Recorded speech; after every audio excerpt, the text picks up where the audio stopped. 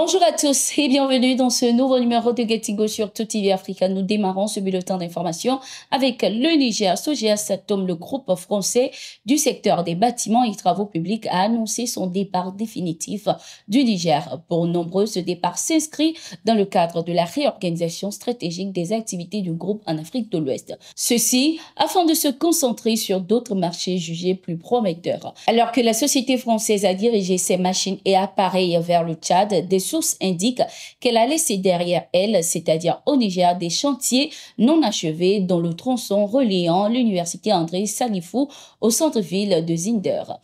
Le départ du géant français de Niamey intervient dans un contexte marqué par la détérioration des relations entre la France et le Niger.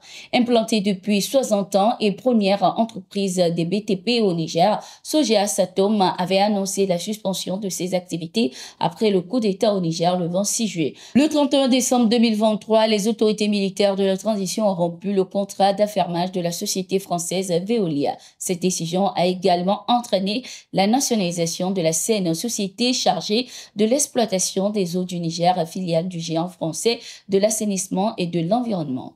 Après la levée des sanctions inhumaines et illégales de la CEDEAO contre le Niger, la compagnie aérienne Air Côte d'Ivoire attend toujours l'approbation des autorités nigériennes pour la reprise de ses vols à destination du pays. Bien que les aéroports du Niger aient été réouverts à tous les vols commerciaux, le feu vert des régulateurs reste impératif pour réactiver une liaison aérienne interrompue. Pour l'heure, Niamey tergiverse sur le dossier ivoirien à l'inverse du Togo, dont la compagnie Sky a reçu les autorisations nécessaires. Selon les analystes, cette situation révèle la tension persistante entre les deux pays depuis le début de la crise au Niger.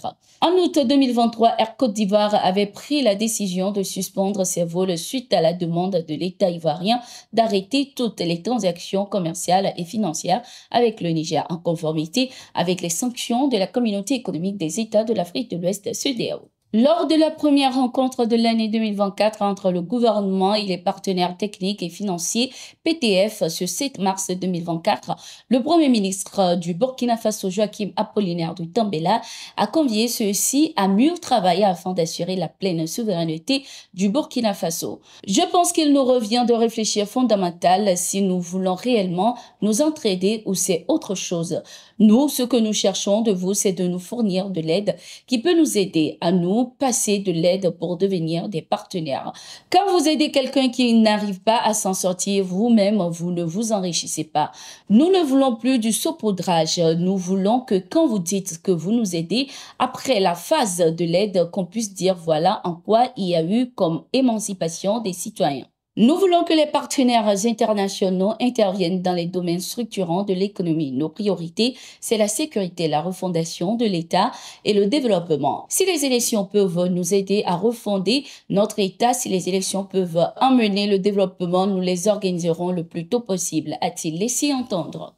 Lors du Conseil des ministres tenu ce 6 mars 2024 à Ouagadougou, le gouvernement burkinabé a adopté un décret permettant d'instituer une journée de coutumes et traditions qui sera honorée chaque 15 mai. Selon Émile Zerbo, ministre de l'administration territoriale du Burkina Faso, cette journée permettra à la religion traditionnelle de retrouver sa place dans la société.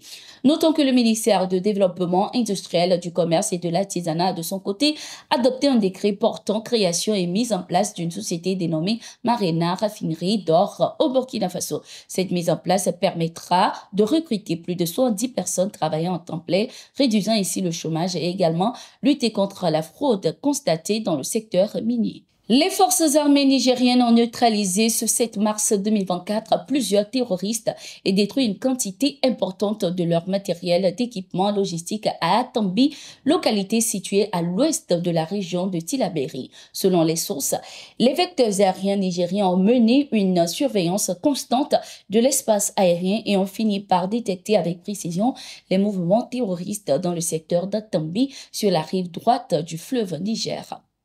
C'était tout pour cette édition. Merci d'être resté avec nous. Nous sommes en continu sur nos différentes plateformes et sur notre site d'information, le www.toutafrica.com. À tout de suite.